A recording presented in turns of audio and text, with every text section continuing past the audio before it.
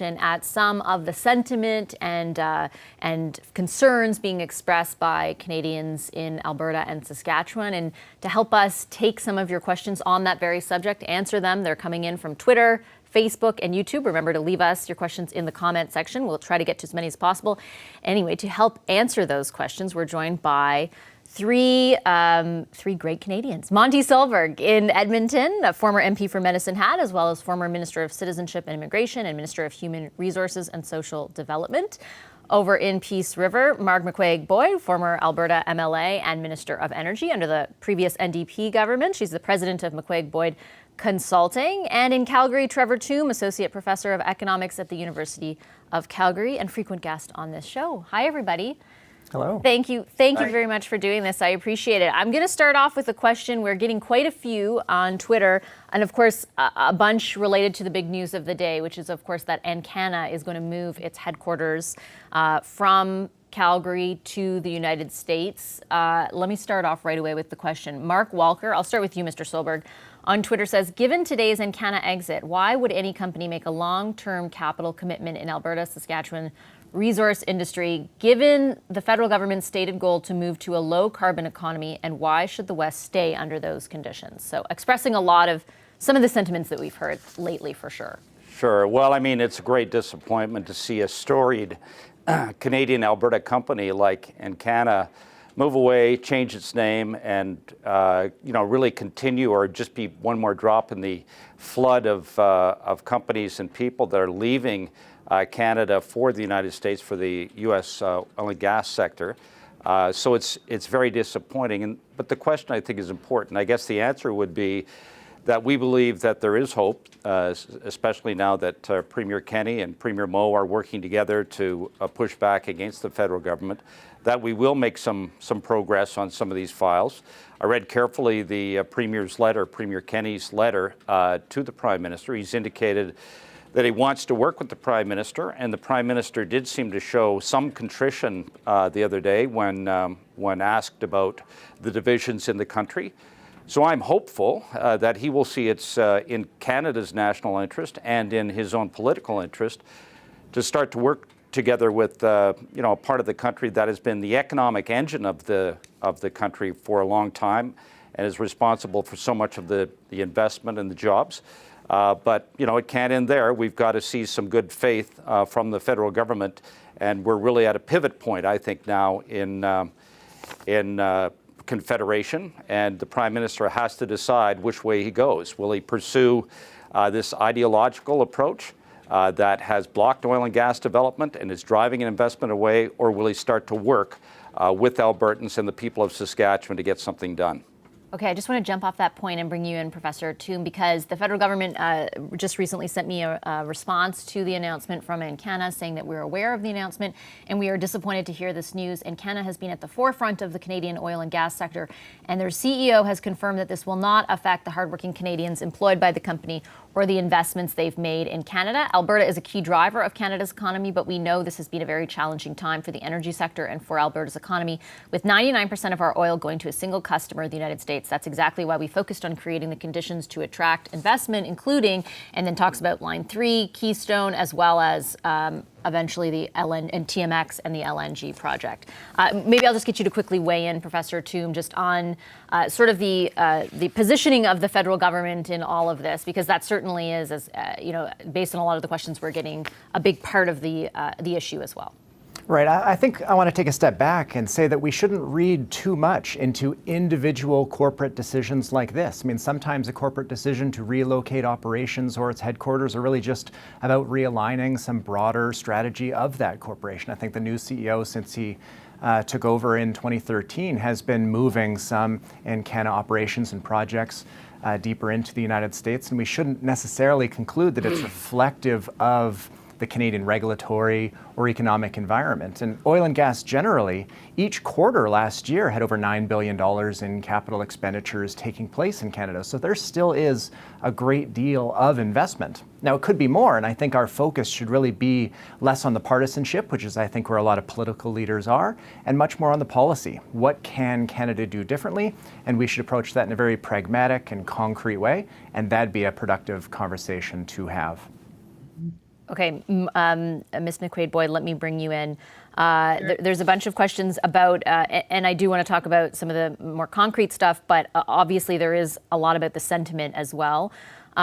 Is the desire separation, Sia Salamashin asks, is the desire separation, or is it more of a desire for change within government? I'm speaking mostly, I guess, for rural northern Alberta, but maybe rural Alberta.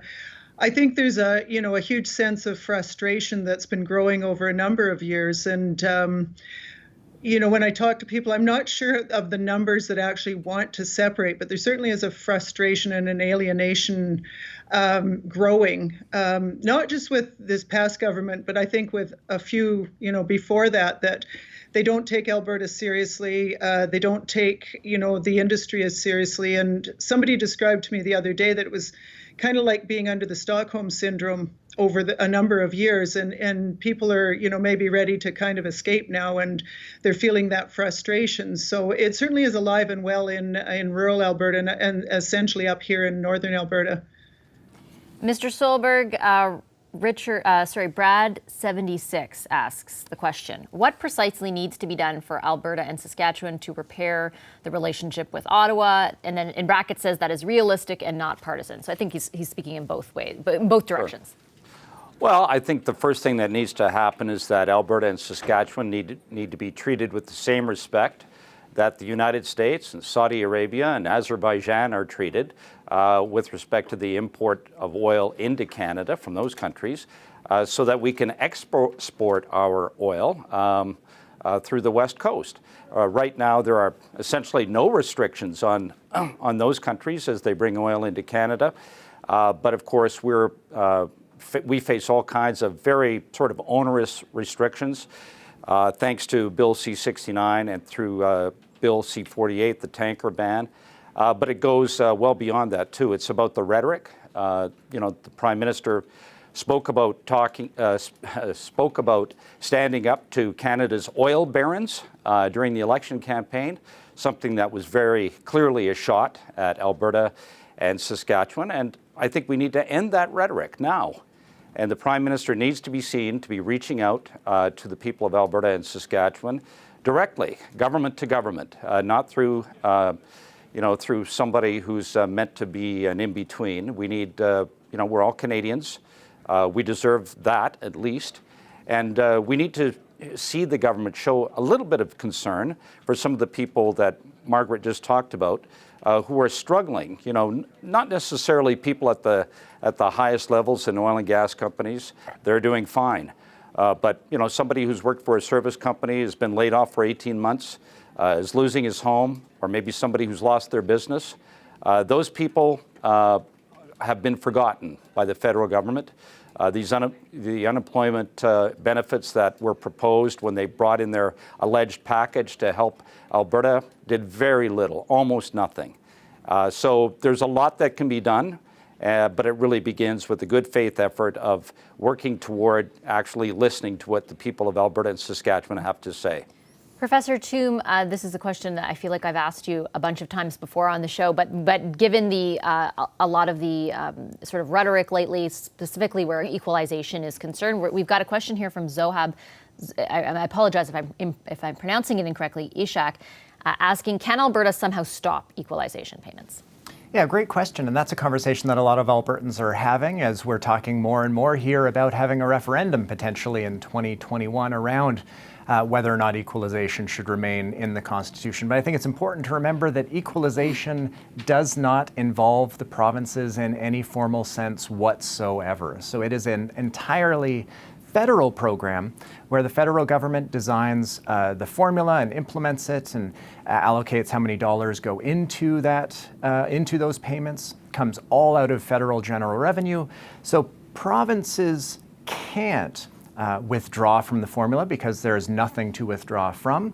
They can't not make contributions because no province makes contributions as it is.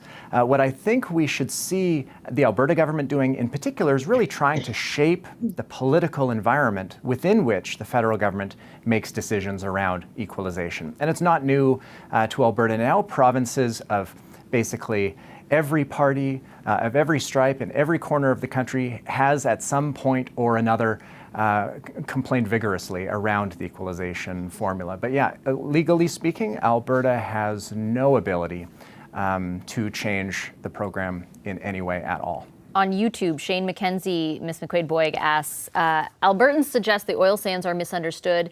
There are rigorous environmental standards and we need to grow them. How do they answer environmentalists who say it blows through our carbon budget?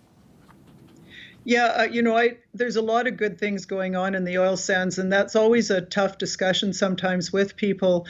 When I was minister, I had the privilege to go up and see some of the innovative things that were going on there. And, CNRL is working on a dry tailings plan, which is proving quite successful. And I think there's a lot of good standards already. And it's just a matter of, I get frustrated. And how do you educate people that there are some good things going on? Having said that, is there more we could do? Absolutely. And,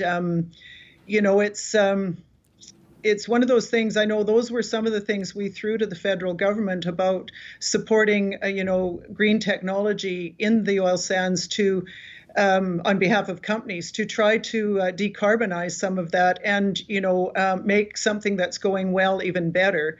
And it's something I don't know how you describe it to people without bringing them all up to Fort McMurray area and seeing what some of the exciting things that are going on. Jim W278, Mr. Solberg asks, what's holding Alberta back from diversifying their economy?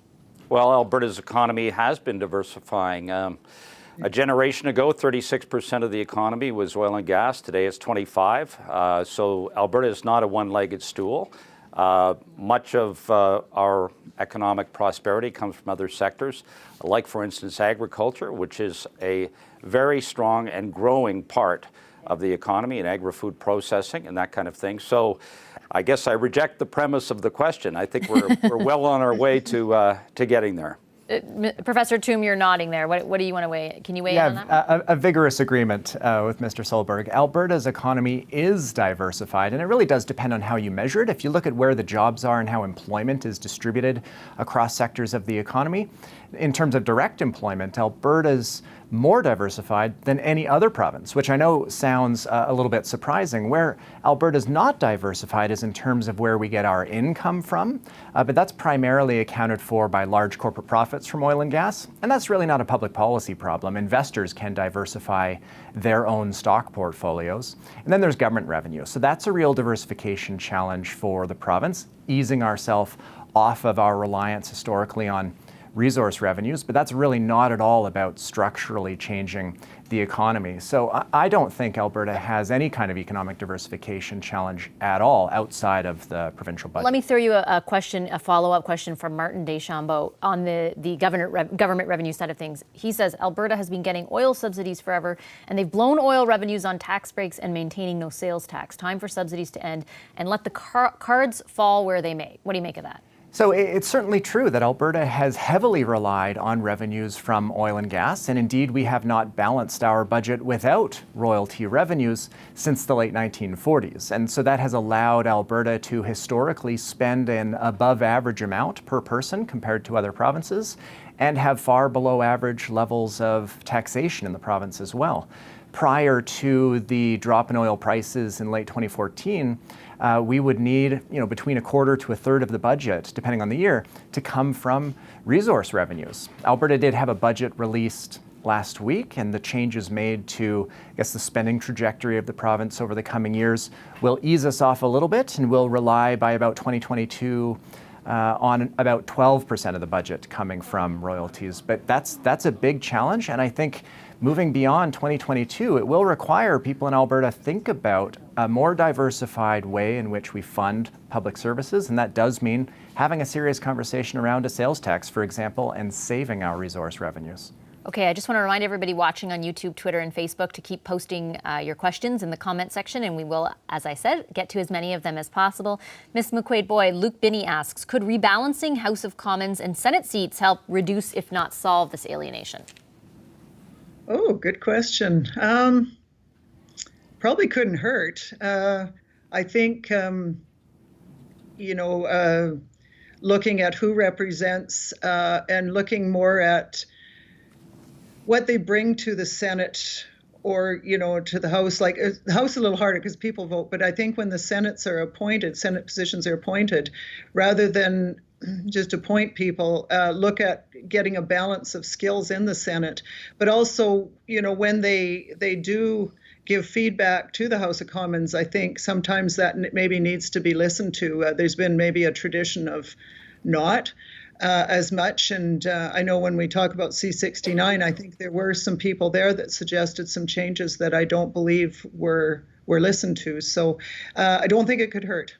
Mr. Solberg, I'll get you to just weigh in sort of, because you had touched a little bit in one of your answers on, I think, what the suggestion had been, at least among political circles, about, for example, pulling in a senator and appointing that person to cabinet, or there being one conduit for, representation in the West. What is your take on, is there any sort of formulaic thing or formal thing, I guess I should say, that the government could do that would address the sentiment, or is it mostly just going to happen through action? I apologize. Yeah, I really think it will happen more through action. Having someone there symbolically, or somebody who is in alignment with the government's thinking, and therefore comfortable in a Liberal cabinet, that's probably counterproductive. I'll be honest with you. I think a much better way to address this would be for the Prime Minister himself, for his ministers, for committees, to come and listen to Albertans and the people of Saskatchewan and actually hear what they're concerned about. We've got the message on climate change, but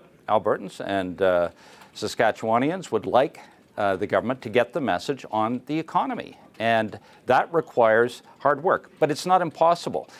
It's amazing that we can strike a trade deal with the United States somehow, and despite the fact that you have a pretty difficult administration to work with, but not have the same kind of relations, frankly, with Alberta and Saskatchewan. And as I mentioned before, that also applies to how oil imports are treated versus Alberta and Saskatchewan oil being exported. Very different standards. It's amazing, again, that we can't have some coming together of how oil and gas exports should be treated in Canada when we can have these other arrangements with other countries around the world. Professor Toom, more questions about sort of what can be done to rectify the feelings of alienation. Courtney Does asks, is electoral reform a possible step towards mending the East versus West issues? So I think we should look to what I think is at the core of Western alienation and growing sense of alienation here in Alberta, and that is the economy. I think that we'd pull in a lot of other issues, electoral considerations, equalization concerns, and so on, but behind it all is the fact that Alberta went through an incredibly deep and long-lasting recession. So just to provide some context for folks out there, it's if we look between the peak and the trough, so before the recession occurred to right at the very bottom of the recession, there was 130,000 jobs lost in the province of Alberta, and incomes fell, total incomes in the province fell 20%. And we have barely recovered the job losses that we had. And for broader context nationally, that's nearly 3 times more severe job losses in Alberta than what Canada as a whole saw during the financial crisis and the Great Recession. So we should look and think about how to better facilitate the recovery, how to shift workers between sectors where they lost their jobs before and where they need to go. There might be a skills mismatch and things like that. I don't think a lot of it is around these electoral concerns or equalization concerns. Those are just the way the frustration is manifesting itself. Ms. McQuaid-Boyd, Bremen14 on Instagram asks, and this is probably something that you would be familiar with, do the 30% of people who didn't vote for the CPC in Alberta and Saskatchewan feel alienated? There's some. I don't know what the percentage would be, but I can tell you up here, I certainly, even when I was running in the election door knocking, I heard some frustration with the federal government about not recognizing, how important our industry is. And they didn't necessarily vote UCP, not sure if they voted our way or not, but they certainly, it does go across party lines, certainly in the north here. Okay, let me pick another question. Mr. Solberg, This is a pretty. I'll throw this question to you because it's reflective of, because we put it out there on Twitter. There are a number of people who are obviously feeling it and living it in Alberta and Saskatchewan. There are people outside of the province who are not don't understand the sentiment, I think, or at least don't understand why it is there to the degree that it appears through social media. Somebody asks, Halkian Eve asks, why does it matter? There are other pressing issues. Why does it matter? Well, there's a couple of reasons. One. First of all, I think we should all be concerned about Canadians hurting, no matter where it occurs. So that's I think the first answer. Secondly, Alberta's economy is important to the entire country. $20 billion a year comes from Alberta to the rest of Canada through equalization and other transfers, and through corporate taxes and personal income taxes, et cetera. It's redistributed around Canada. And those revenues are used to build hospitals and schools and provide services of various kinds. It's also a fact that Alberta has been a place that has been a great job creator for the rest of Canada, both directly and indirectly. I think it was in 2014, Alberta accounted for all the net job creation in Canada, all of it. And there's no reason that Alberta can't continue to be that economic engine. We also, of course, use manufacturing and provide manufacturing jobs in places like Ontario and elsewhere as a result of the development in the oil and gas sector. So there's a lot of good reasons, even beyond just being concerned about other Canadians, to support Alberta developing its resources in a responsible way, and in a way that has allowed us, I'll just mention this, to reduce our overall emissions by 28% per barrel of oil since the year 2000. So we're making good progress on all these fronts, but we do need the federal government to work with us now to ensure we can continue to be that job creator and engine of growth. If you're just joining us, this is a special afternoon Power and Politics panel. We are taking your questions on the outcome of the federal election last Monday in both Alberta and Saskatchewan, where, of course, Liberals were shut out. They were actually shut out from representation between Winnipeg and Vancouver. The questions are coming on Twitter, Instagram, YouTube, and Facebook. Please post those questions in the comment box, and we're going to try to get to as many as possible. Professor Toom, I'll throw another one that's actually, somebody wanted this question directed specifically at you. Pavan asks, this question is for Trevor Toom, as he is from British Columbia, which, is that true? Yes, I'm I didn't even know Pitt that. Meadows, just Good to know. outside of Vancouver. Okay, I'm wondering about his thoughts towards BC generally not being included in the category of Western provinces when we talk about anger and alienation felt by the people of Alberta and Saskatchewan. So I think right now it's largely due to the BC economy being quite strong over the past number of years. So if we look at job creation in Canada over the past, say, 5 years, the number of jobs in British Columbia has increased 15%, outpacing any other province in the country by far. So while, of course, there's challenges in the province like anywhere else, times are quite good there, and so the frustration is not seen, certainly not directed towards the federal government. But I guess, yeah, Pavan is right. I'm from British Columbia, and historically, I think there is a sense of alienation in British Columbia, underlying a lot of frustration that does pop up every now and then, and it's that distance from Ottawa that I think people in Alberta and Saskatchewan feel as well. Scott Unger on YouTube asks Ms. McQuaid-Boyd, Alberta has a higher median income than the rest of Canada, but with the oil downturn, they're not doing as well as they were. But are they not still better off on average than the rest of Canadians? Yes. Trevor's answering that one too, sorry. Okay. We'll get both of you in on that. Go ahead, go first, Professor Toom, and then I'll grab Ms. McQuaid-Boyd. Sounds good. So no matter how you measure it, Alberta's economy is still the strongest economy in the country. And I know that doesn't sound right coming out of a recession, but despite how large the recession was, average levels of income in Alberta per person exceed any other province by a fairly wide margin. And I'm not talking about just aggregate abstract GDP statistics, but actual median family incomes here exceed any other province in the country. The fraction of our population that is employed is also quite a bit higher than other provinces. Our participation rate is higher than other provinces, and that's largely why our unemployment rate is still elevated, because there's still so many people actively involved in searching for a job in the labor market. So incomes are exceptionally high, and that's really why we pay more in federal taxes than we receive in spending. So this concern around the $20 billion in, quote, transfer payments that some refer to out of Alberta, that's really largely accounted for because high-income individuals pay more income tax to the federal government. And that is really the whole ballgame in terms of these imbalances between federal revenue and spending. So the gap has shrunk between Alberta and the rest, but the gap is still there, and Alberta is still in the #1 spot. Ms. McQuaid-Boyd? Yeah, Trevor explained the economics very well. The reality is, I think the distribution is different in Alberta. So there's certainly pockets where, it's better. But I would say in rural Alberta, it really affects small towns when a number of people are laid off and aren't working. And so even though when you take the average, it looks pretty rosy, I would say in a lot of rural areas, it's not very rosy at all. And that is, again, hard to describe, I guess, when you just look at averages. Right. Mr. Solberg, I have a $4.7 billion question for you. Blake Kleinstuber on Facebook asks, is the Trans Mountain Pipeline actually going to be built? I think the Trans Mountain Pipeline is going to be built. The federal government made a commitment to that. Bill Morneau immediately committed after the election to the building of Trans Mountain Pipeline. And it's a fact that, the government's stance through the election campaign actually